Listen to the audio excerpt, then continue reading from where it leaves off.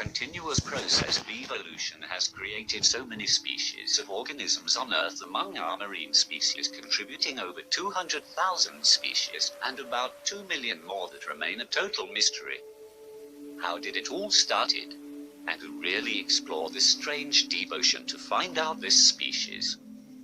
If you're new to this channel, please consider subscribing.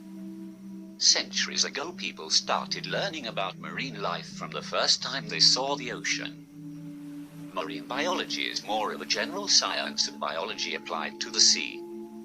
There are marine biologists who study the basic chemistry of living things, others focused in plants and animals. They study the way they behave, where they live, why, and so on. Archaeologists found piles of shells, the remains of ancient clam bakes, dating back to Stone Age.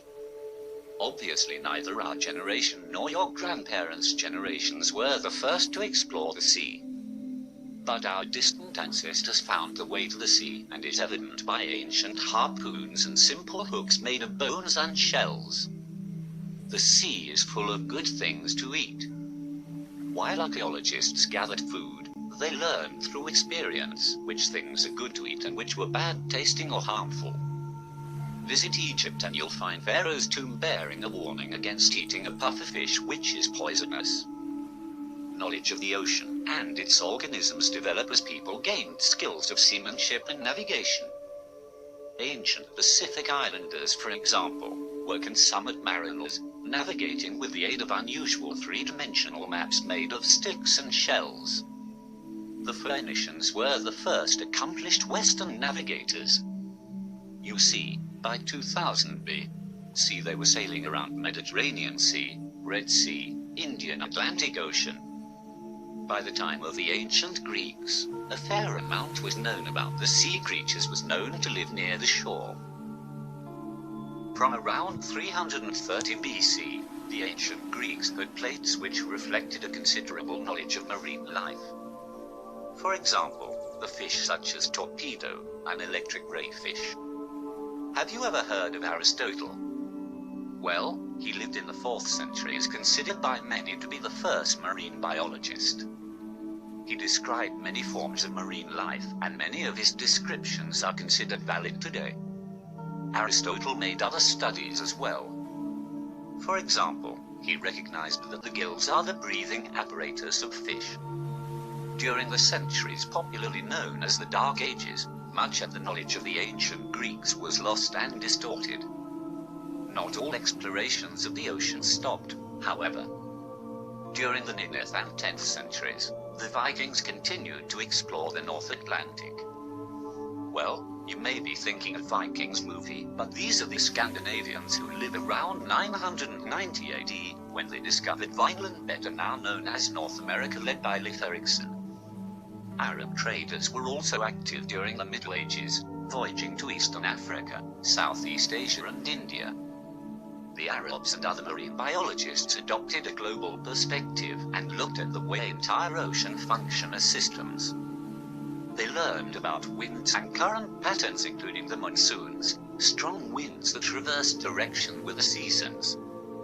In the Renaissance, spurred in part by the rediscovery of ancient knowledge preserved by the Arabs, Europeans again began to investigate the world around them. At first there were mainly voyages of exploration. In 1492, however, Christopher Columbus rediscovered the New World, America. In 1519, Ferdinand Magellan embarked on the first expedition to sail around the globe.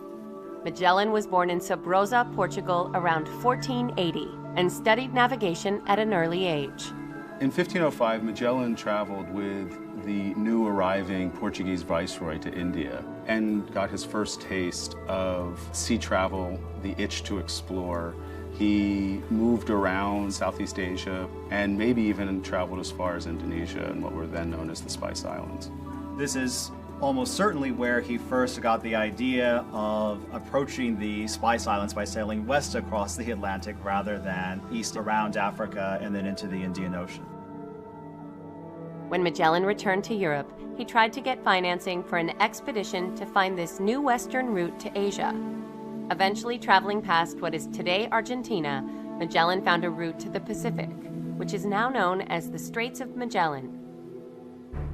Crossing into the Pacific, what Magellan had expected would be a relatively brief voyage to reach the eastern coast of Asia turned out to be 6 months in the open sea before they finally made landfall at Guam, at which point the sailors were, of course, near starvation. When Magellan and his crew arrived in the Philippines, this was charted territory. They knew where they were. While still in the Philippines, Magellan was killed by a poisoned arrow on April 27, 1521, in a battle with the locals. By the 19th century, the most common shipboard naturalist was Charles Darwin, who we are all conversant with. He was an Englishman who is often associated with the theory of evolution by natural selection, and was also an able marine biologist and geologist. Darwin sailed in the beginning of 1831 around the world on HMS Beagle for 5 years, horribly seasick most of the time. He proposed an explanation for the formation of atolls, distinctive rings of coral reefs. Though it wasn't until the 1950s that supporting evidence was obtained, his explanation is now almost universally accepted.